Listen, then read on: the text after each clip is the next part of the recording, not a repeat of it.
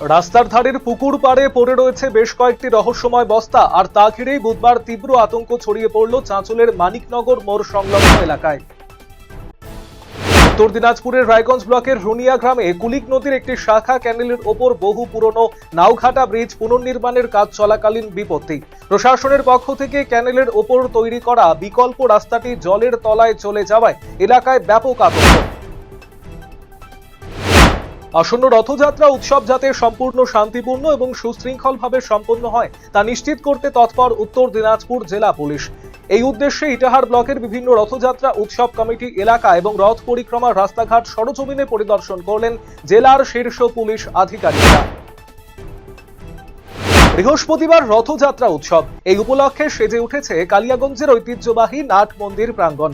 বুধবার নাট মন্দিরে রথযাত্রা উৎসবের প্রস্তুতি খতিয়ে দেখতে পরিদর্শনে আসলেন রায়গঞ্জ পুলিশ জেলার police super doctor Sonawane Kuldeep Suresh.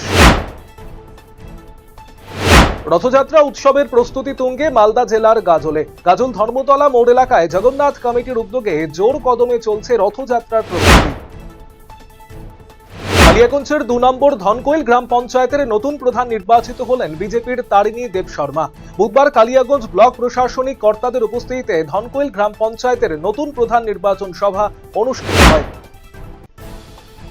গোপন সূত্রের পাওয়া খবরের ভিত্তিতে অভিযান চালিয়ে একটি গাড়িতে ৩টি গরু সহ ২ ব্যক্তিকে গ্রেপ্তার করল হেমতাবাদ থানার পুলিশ। বুধবার সকালে হেমতাবাদের ঠাকুরবাড়ি এলাকায় গাড়ি সহ ২ ব্যক্তিকে আটক করে পুলিশ। তাদের গ্রেপ্তার করে রায়গঞ্জ আদালতে পেশ করা হয়।